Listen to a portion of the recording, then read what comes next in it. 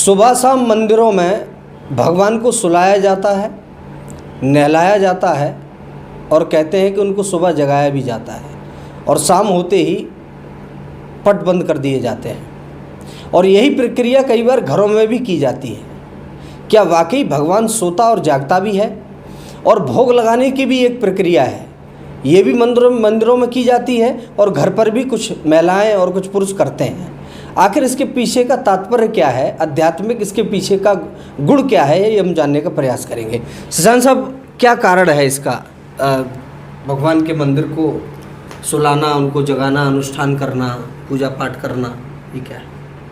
देखिए कि हमारे जो पूर्वजों ने, ऋषियों ने, मुनियों ने ये जो परंपराएं बनाई हैं, इन परंपराओं का मकसद ये है कि ये जो परंपरा का मैं निर्वहन कर रहा हूँ, इसके पीछे एक बहुत ही मार्मिक और ज्ञानवर्धक एक संदेश छुपा हुआ है। वो चीज़ लोग कालांतर में दिमाग से उतर गई और बचा क्या? भगवान को भोग लगाया कि नहीं, भगवान को जगाया कि नहीं, भगवान को नहलाया कि नहीं, भगवान को सुलाया कि नहीं। तो भगवान को भोग लगाने का, भगवान को जगाने का, भगवान को सुलाने का इसका एक साइंटिफिक रीज़न है। वो ये है, वर्तमान में तो जैसे लोग कहते हैं ना, हमने भगवान को भोग लगाया, तो भगवान को भोग तुमने क्यों लगाया? भगवान खाएगा तुम्हारा भोग? कभी खाया है? प्रतिदिन मंदिरों में, चाहे मंदिर बड़े वाले हों या अपने घर वाला मंदिर हो, प्रतिदिन लोग उसको भोग लगाते हैं। यानी कि एक थाली में, एक प्लेट में खीर और पुआ और रोटी और लड्डू ले जाके रखते हैं और कहते हैं हमने भगवान का भोग लगा दिया। फिर उसके बाद खाना खाते हैं। भोग का मतलब सिर्फ इतना सा है कि जिस भगवान ने तुमको जन्म दिया है, ये शरीर जिसका है और ये भोजन सामग्री जो तुमको दे रहा है, जैसा कि मैंने कई एपिसोड में कहा, भगवान माने प्रकृति है। प्रकृति ने कुछ प्रकृति के हर जीव के साथ कुछ दिशा निर्देश हैं खाने पीने के। तो हम जब भोजन करने जाते हैं तो कहते हैं भगवान को भोग लगाया कि नहीं? बोले लगा दिया है। तो ठीक है, फिर हम भी खा लेते हैं। पहले भगवान को खिला दिया है, भगवान ने नहीं खाया और ना भगवान खाएगा। अभी वो थाली उठाओगे और स्वयं खा लोगे या किसी गाय को खिला दोगे या किसी कुत्ते को डाल दोगे। भगवान ने आज तक नहीं खाई। तो भोग लगाने के पीछे का मकसद सिर्फ इतना है कि हे भगवान, हे परमात्मा, तुम देख लो मैं तुम्हारे दिशा निर्देशों का पालन कर रहा हूँ कि नहीं कर रहा हूँ। यानी कि मुझे जो खाना चाहिए वही खा रहा हूँ कि कुछ ऐसी चीज़ें खा रहा हूँ कि जो मुझे नहीं खानी चाहिए। जैसे हमारे जो भी दर्शक हैं, जो भी भगवान का भोग लगाते हैं, उनसे मेरा एक प्रश्न है। अब तो लगभग जो पुरुष वर्ग है उसमें 80% लोग मांस खाने लगे हैं और 30-40% महिलाएं भी मांस खाती हैं। मेरा एक ही सवाल है कि जिस दिन आप मांस खा रहे हो उस दिन मांस का भोग भगवान को लगाया है क्या? तो आप डर जाएंगे कि भगवान को मांस का भोग, कैसी बात कर रहे हो?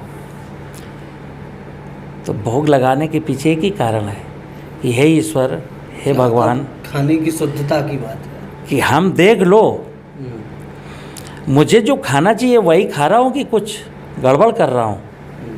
तो ताकि आपको शर्म आए, आपको एहसास बना रहना चाहिए कि मुझे क्या खाना है और क्या नहीं खाना है।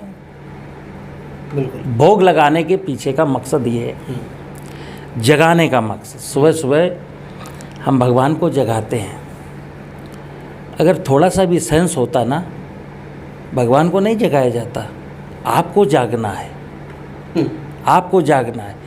क्योंकि ये तो जान रखिएगा कि भगवान जिस दिन सो जाएगा ना, ये पूरी दुनिया सो जाएगी। फिर सूरज नहीं निकलेगा, फिर सुबह नहीं होगी, फिर रात भी नहीं होगी, केवल और केवल अंधकार, मृत्यु का तांडव होगा। इसलिए भगवान को जगाना, भगवान सोता ही नहीं है, भगवान कब सोए उसको फुर्सत ही नहीं है। इतने फरियादी हैं, इतने फरियादी हैं कि सोने ही नहीं देंगे सुबह से शाम। तो भगवान को जगाने का मतलब ये है कि अब तो जाग जाओ।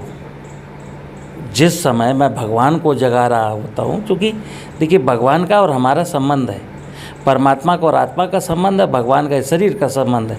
तो भगवान को जगाने का मतलब हमको जाग जाना है, हमें जागना है, क्योंकि ये शरीर भगवान का है और इसके अंदर आत्मा परमात्मा की है। तो वो तो जग रहा है, कहीं हम अगर सोए हों तो हम जाग जाएं, तो हम जाग जाएं। इसलिए क्रिया रोज नहीं करनी है, एक दिन जाग जाना तो जाग ही जाना है, ताकि रोज रोज का नाटक नहीं, जग जाइए। जगने का मतलब है कि चैतन्य हो जाइए कि क्या करना है और क्या नहीं करना। रही बात सुलाने की, ये तो जगाने की हो गई, तो भगवान जगा हुआ है, तो भगवान को नहीं जगाना, अपने आप को जगाना है। और रही बात सुलाने की, तो भगवान को कब सुलाते हैं?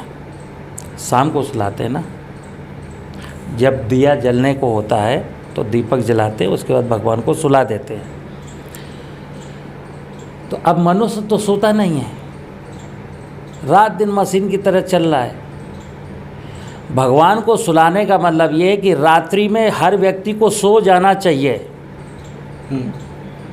दिन काम करने के लिए, दिन जगने के लिए, रात्र सोने के लिए प्रकृति की व्यवस्था है कि रात में सो जाइए, दिन में जगिए।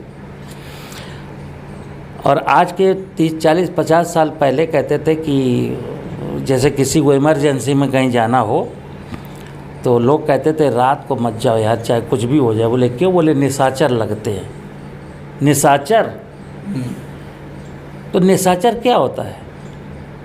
निशाचर कोई भूत प्रेत पिशाच कुछ थोड़ी होते। निशाचर का मतलब है रात्रि चर, रात्रि में विचरण करने वाला। क्योंकि दिन जगने के लिए बनाया, रात सोने के लिए बनाई गई है। लेकिन अब कलयुग का आदमी क्या है? दिन में सोता, रात में जगता है। स्टूडेंट दिन में नहीं पढ़ते हैं, सुबह की भोर बेला में नहीं पढ़ते हैं, वो रात में पढ़ते हैं। आदमी भी जो बड़े बड़े लोग हैं, कारपोरेट सेक्टर में जाएंगे और शासन प्रशासन में जाएंगे तो वहाँ दफ्तर रात को लेट नाइट तक खुलते हैं। दिन में गपशप होगी, रात में ज़रूर जगेंगे। तो रात में जगने वाले को कहा गया निशाचर। इसलिए एक व्यवस्था बनाई है पूर्वजों ने कि ये भगवान को जब सुला दिए हो ना तो आप भी सो जाओ, ठीक है ना। बिल्कुल। तो ये भगवान को जगाना, भगवान को सुलाना, भगवान को भोग लगाना, भगवान को दिया दिखाना, ये जितनी भी भगवान से रिलेटेड जो पूजा पद्धतियाँ हैं ना, उनके पीछे एक तर्क संगत लॉजिक है कि इंसान को कुछ सीखना है।